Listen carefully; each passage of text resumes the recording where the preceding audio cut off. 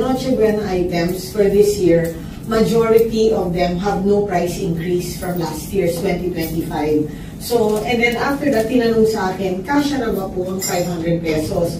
Then I said, yes, kasya ng 500 pesos. But it depends on the number of the family members.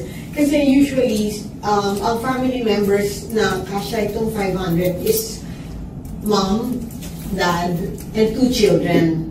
So, ngayon, yung ibang family members naman po ay mother and let's say daughter or son, or father and then daughter or son, or can be mother, father, and 1 child.